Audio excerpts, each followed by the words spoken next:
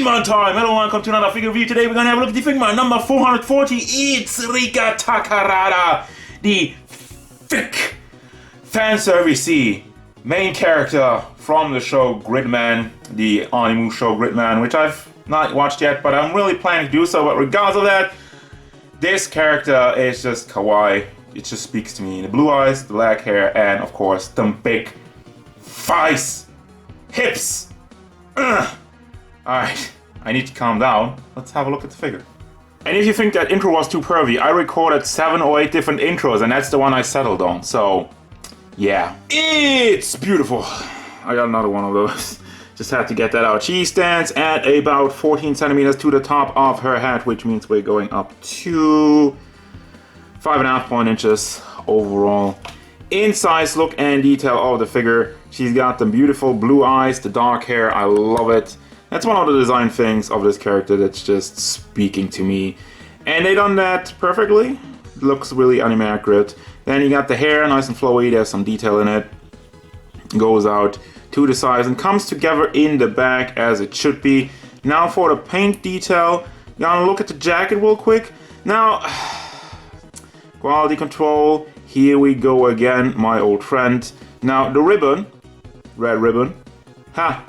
Dragon Ball reference, right? No, but the red ribbon is nicely done.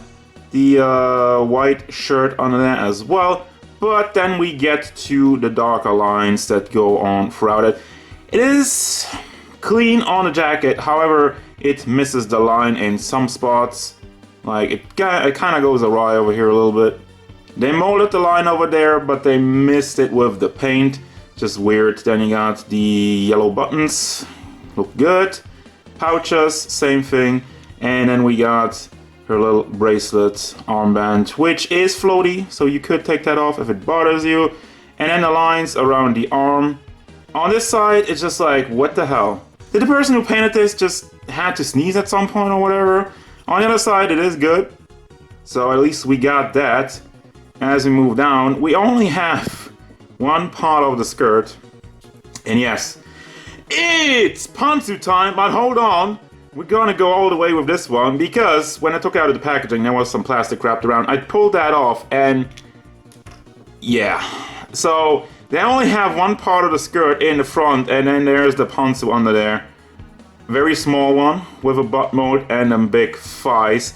Now, one thing, the paint is rubbing off on the thighs, which is, well, it is kind of an issue, but you can just get it off pretty easily, just with a little bit of wet towel or whatever.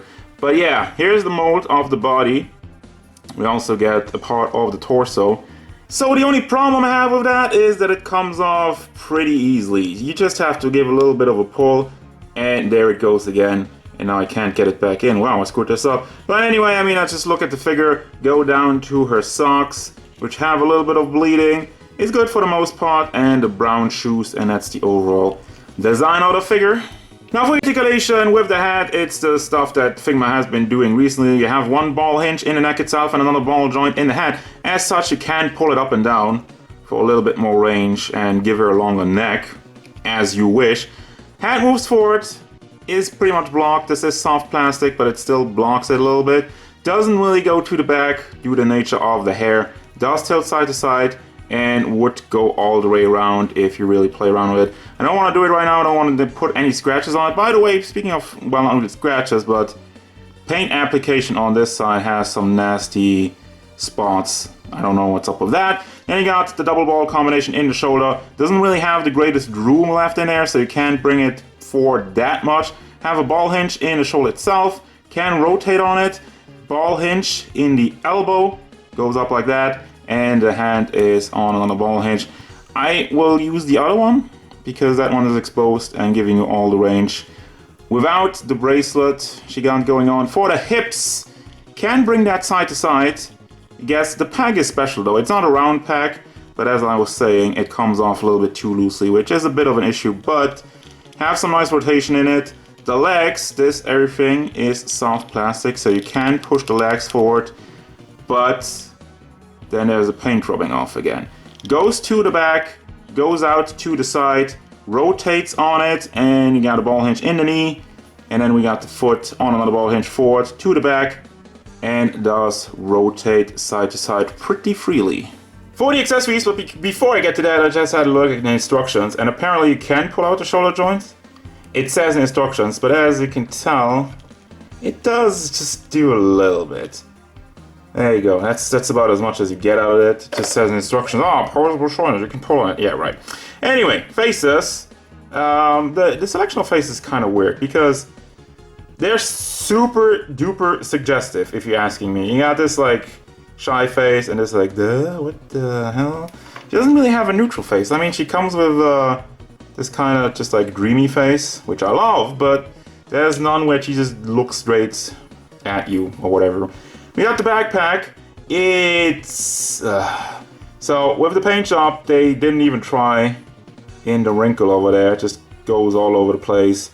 It has some bleeding, gets too thick over there, and it's just not. I mean, I guess on this side it is clean. So just drape that over her shoulder, take off the arms. We'll take the front part of the arm. Speaking of which, you have different arm pieces where she kind of has cut off, smushed hands. Don't worry about it, this is not for your guru stuff. Wow, I don't even know, leaving that in. Anyway, this is to put it in her pockets, just to slide that in. This time, her little bracelet is molded on, so you cannot move that around. And then you got a phone, which I swear, it looks like somebody bit it off at the top over here. Look at this. Look at this, what the frick? So yeah, it's the phone. At least this one is nicely painted. I guess for the most part has some pink detail in the back. Whatever. It is cool, but why? Just why? Then you got hands. Kind of folded up hands. I guess those are... I don't really know. It is fist hands, but she is not a straight fist. Then you got open hands, holding hands for the phone, or this one's for the phone, or for the backpack, or whatever. You can play around with that. And then you got the Figma base and the Figma bag included with every Figma. And it's gonna bring me to the final thoughts for this figure. I mean, it keeps being the same. The figure is good, the mold is great, and you got like all the stuff you need, like a backpack, a phone, and whatnot.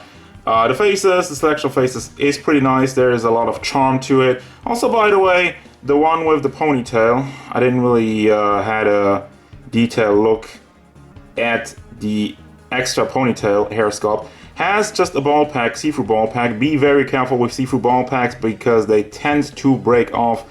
But yeah, this hair sculpt is also very nice, so nothing really to complain there. But the quality control fairy, strikes again and messes everything up. I got a bitten off phone. I got lines that just kind of get too thick. I got lines that aren't lined up properly. And you could say, well, it's fairly minor problems on this figure. It's not the worst thing in the world, but still paying a lot of money for this. And to begin with, there wasn't really that much paint they had to do. It's really just the lines, the entire coat, the entire jacket is just white plastic. And yeah, and they still managed to screw up certain details, and I don't know. I mean, once again, this figure is good. It's average. Could be way better. Could be way cleaner because there's not that much to do. So what am I saying? Recommend it if you're a big fan of Gridman, if you're a big fan of Rikka.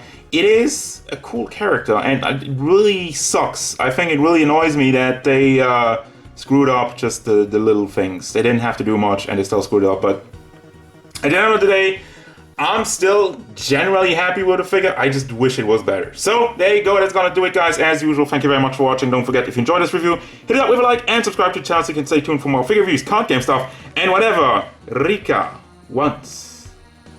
Quality control again. Same old